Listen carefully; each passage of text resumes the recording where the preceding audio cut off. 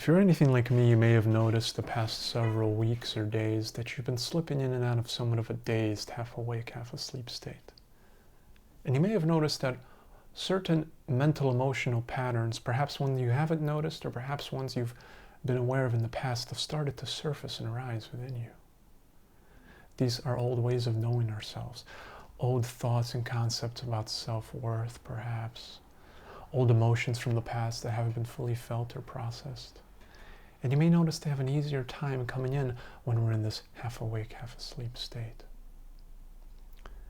The opportunity of this time is to realize that we can bring presence, bring in light, regardless of our circumstances.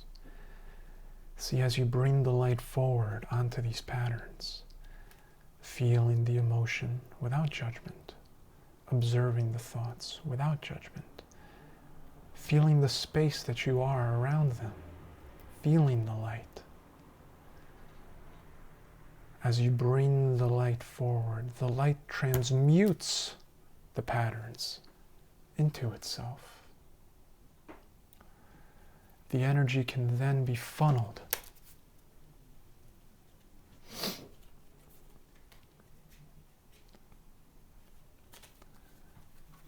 taken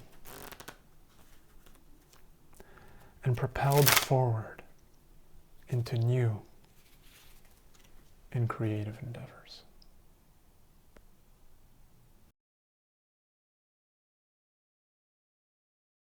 Hey everyone. Not sure if you can hear the Curb Your Enthusiasm theme song being played by my neighbor downstairs, but if you can, it's all just part of the experience.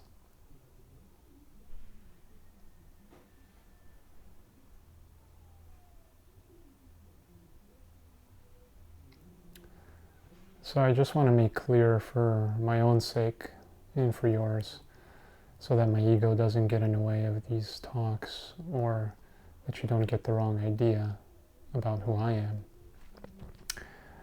So I want to just make clear that I'm not a spiritual master guru. You may have already been able to discern that. I'm simply someone that's moving through the process of awakening, if you will. And perhaps you are too. And one of the greatest gifts that I was given a few years ago in a book called Conversations with God, book 4, was, in a sense, permission. In a sense, it was a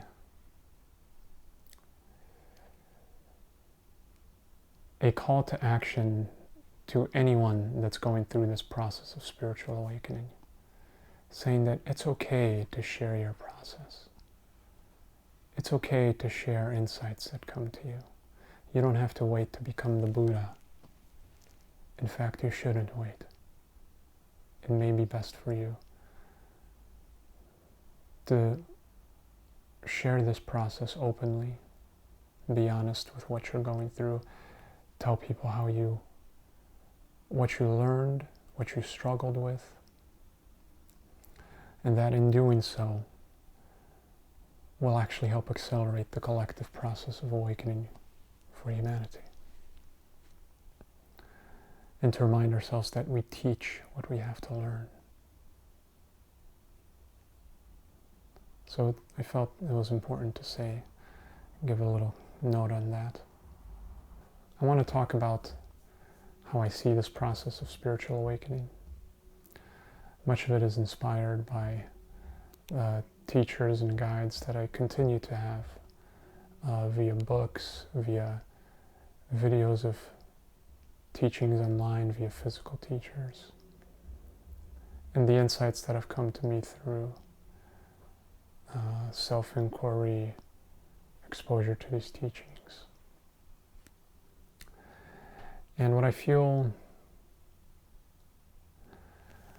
inspired to talk about is kind of how I see the process of spiritual awakening and how it may be of value to you in this time of quarantine, of finding yourself in a situation where you're sitting with yourself for long periods of the day.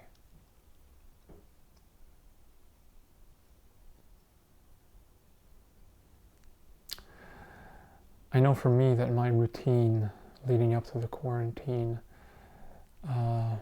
as I see it now, in many ways served as a tool to keep me more present, to keep me from kind of drifting off into a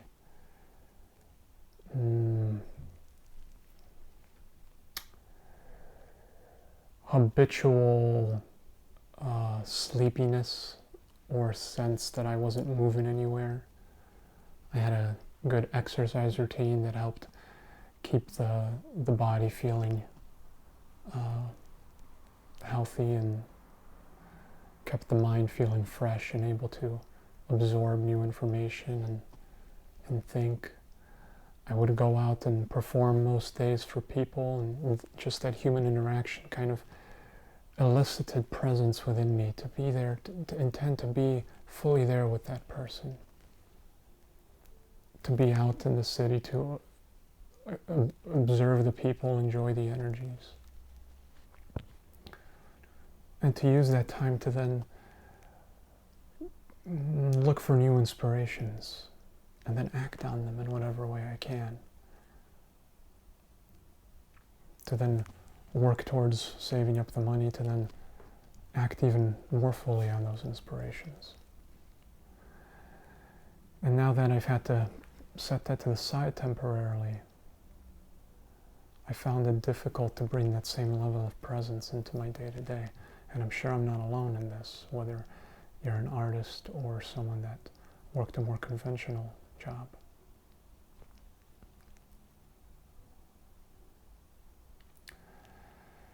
So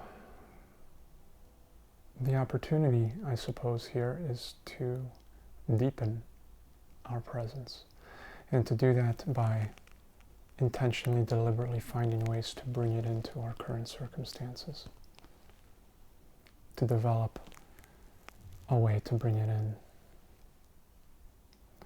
and to not feel like we have to wait for the quarantine to be over to act on our dreams or inspirations again, or for the first time.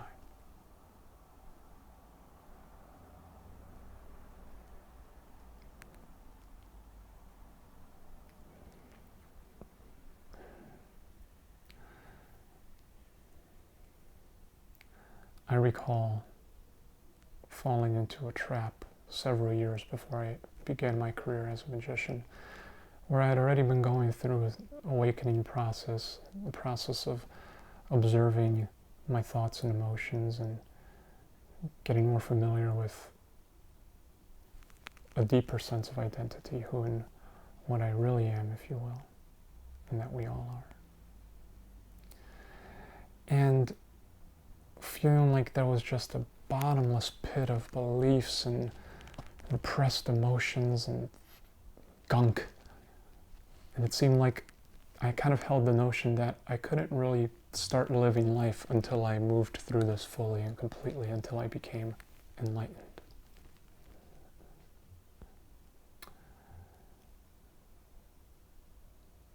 I think in many ways, whether you're a spiritual seeker or not, that belief can translate and take different forms. In one way or another, many people hold a belief that they can't be fully alive, they can't start fully being happy or living the way they want to live or be the way they want to be until this one thing happens in their life.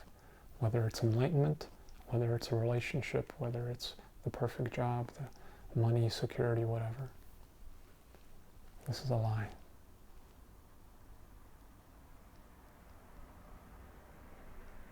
I'm going to repeat that. That is a lie.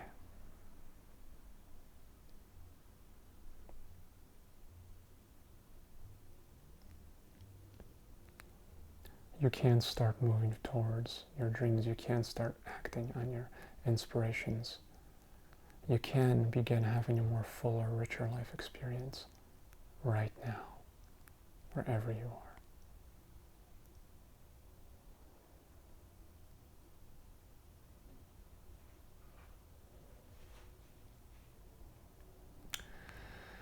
So that dazed state that I just described is something that I found myself in the past few days. And because I didn't have the routine that helped me stay present and move more fluidly throughout the day, I found myself being taken over more easily by old mental emotional patterns. Patterns of limitation, feeling down, self-worth, sadness, fear.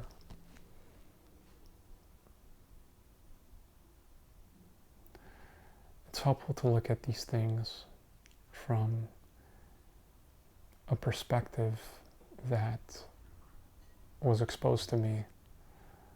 I was exposed to upon reading my first spiritual book. I would call this the book that sort of triggered the awakening for me. And it was called The Four Agreements by Don Miguel Ruiz. And he talked about the teaching passed down through the ancient Toltec lineage. And that the Toltecs saw the human condition as a form of domestication. That as children were domesticated just like animals, just like we domesticate our dogs, through systems of rewards and punishment. If we're a good girl, we get rewarded. If we're a bad boy, we get punished. That we learn certainly to behave in certain ways and fit into society, but that we also accumulate many erroneous beliefs during that process. We make many erroneous interpretations from a childhood consciousness. Many erroneous self-images about who and what we are, about who and what others are, about what the world is, our relationship to it. And that these beliefs that then generate corresponding emotions begin to form a sort of semi-autonomous mental emotional entity within you.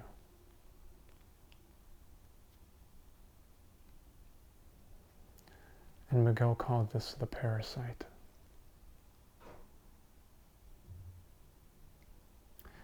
This isn't a scary thing in any way. It's simply the recognition, and any psychiatrist will tell you that it seems that mental emotional patterns within people have a certain self-preservation mechanism. That even when we recognize we wish to let go, that perhaps we're holding on in ways that we're not conscious of, that they also seem to not want to let go. Certain thoughts that repeat in our head throughout the day. Oh, I'm no good, life sucks, these people are this or that, what's going to happen to me, blah, blah, blah, blah. Certain emotions that seem to arise as a product of those thoughts, or even sometimes seem to arise spontaneously and then move into our minds and generate thoughts that correspond with the emotion, creating a loop, a feedback loop. Thoughts feed emotions, emotions feed thoughts. If you can see emotions and thoughts as a type of life energy, then you can understand how any life form, life energy, even that you can observe here on Earth, seeks to preserve its form, seeks to preserve the form that it's inhabiting in any particular moment. And these forms, you can say, are the same.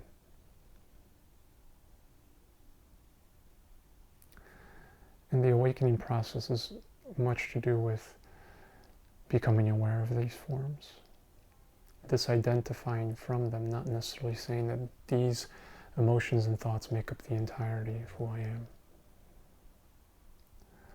Becoming aware that we are aware of these thoughts. Who and what is this awareness? Who is and what is aware of these thoughts and emotions? Could it be I? Could this be a deeper sense of identity, of presence, of awareness, of witnessing? What is this I? Does it have a form, a shape?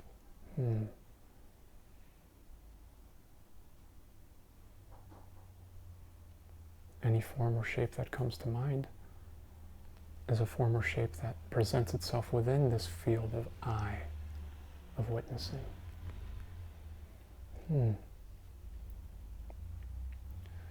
This process of self-observation, of observing our patterns, while also becoming more and more familiar with that which observes, with this witnessing presence, is what I see as a big, crucial aspect of spiritual awakening. And it is the opportunity we're being invited to take a deeper look into, a deeper dive into, to participate in more fully in this process of self-observation, disidentification, establishing or becoming more familiar with this deeper I that's always there. Awareness. If you wish to know more about this process, I recommend the teachings of Don Miguel Ruiz and Eckhart Tolle. I will leave certain links down below for helpful resources and practices on becoming more familiar with the different layers of yourself and the freedom that can arise from this process. The internal freedom, the peace.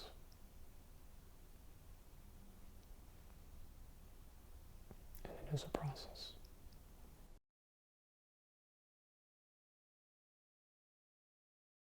The other opportunity here for many of us may be to take this time to start acting on inspired ideas, inspired dreams, or whether they're artistic expressions, whether they're new business ventures, whether they're taking up a new hobby or practice. If all you know throughout this experience, if most of your days consists of you being caught up in this mental emotional fields, you may find even that if an inspiration comes, that energy isn't enough to get you to start acting or doing anything on it. So finding a way to disidentify from these things, and then using that energy, funneling the new energy at your disposal, that peace, funneling that energy into this new inspired thought and idea.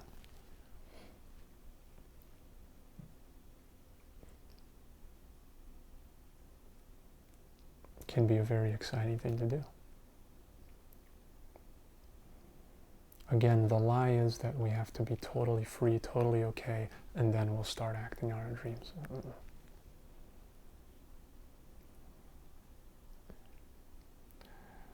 Do what you can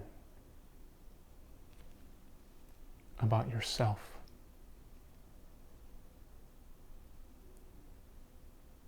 Do the meditations, do the practices, do the readings, do the therapies, whatever works for you.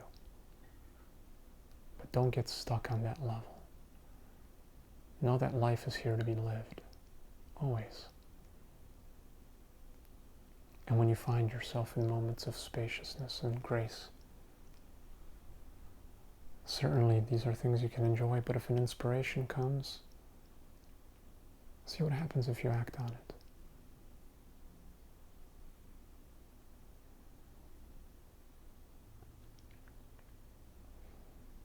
You must ground the energy in the physical world in some way to start to get the ball rolling. That's my experience with creative endeavors. Sometimes you may even be rolling around with certain inspired thoughts for a while. But you find it kind of difficult to just take that first step. And sometimes there's these unconscious resistances. We don't even have to get too aware of them. We can just become subtly aware that, yeah, my mind seems to project that it's going to be hard to do this or whatever. And sometimes you feel like you have to peel yourself off with a spatula. But that's the hardest part. The first step, I'm not the first to say this, is often the hardest. And it takes that one step, and it takes whatever action that you're able to do, whether it's going out to buy something, there's some supplies, whether it's writing certain ideas down, doing research online, what you have to do to accomplish what you want. To follow the thread of that feeling and establish it in the physical world starts to get the ball rolling. Then the new ideas come to, I could do this. Something comes to you that is there to help you in your endeavor.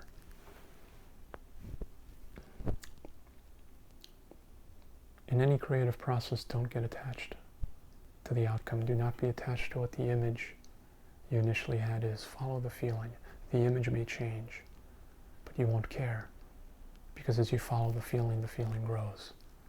And even if the finished product looks absolutely nothing like what you had imagined, even if you went in a totally different direction than what you had imagined, even if the project turns out to be something totally not even an art project, but something else that started out as an art project, that feeling will be there. That fulfillment, that excitement, that passion of creativity will be there. And that's what's important. And it will inform whatever the finished product is.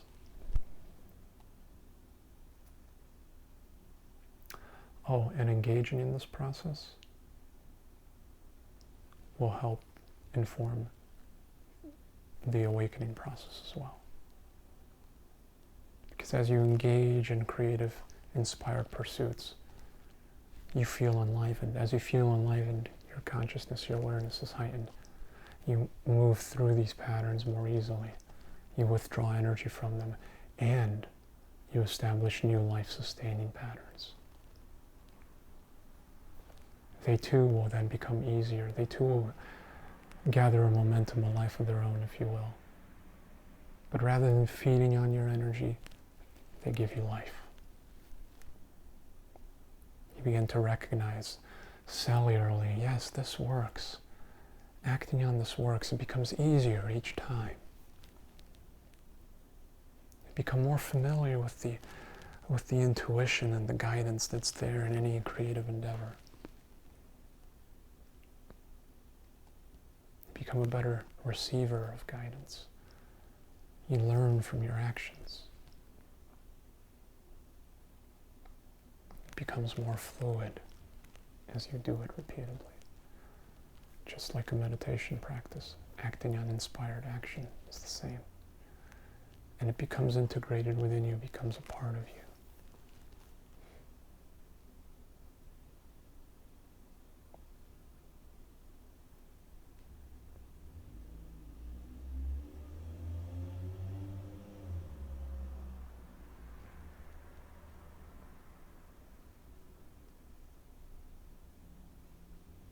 And any true inspired action is going to be beneficial to the collective.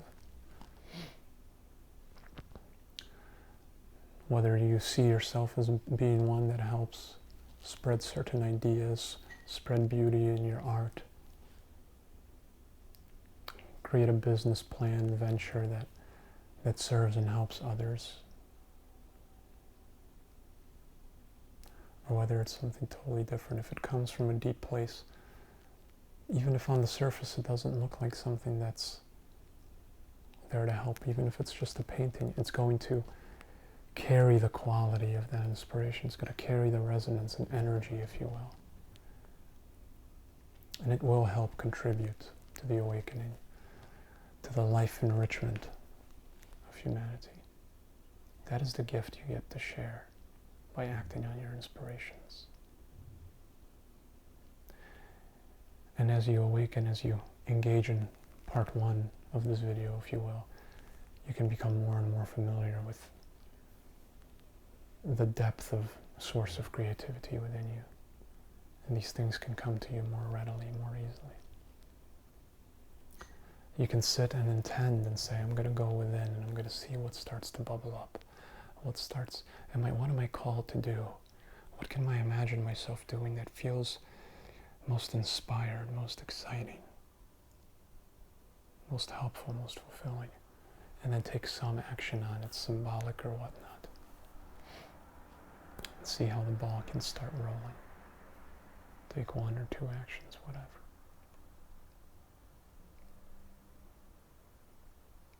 Be the light. We all have such a light to share.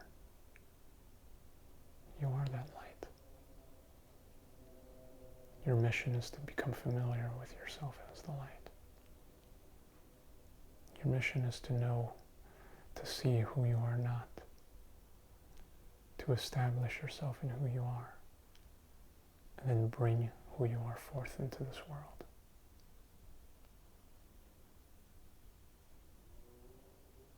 That's why you've come here. That's why we've all come here.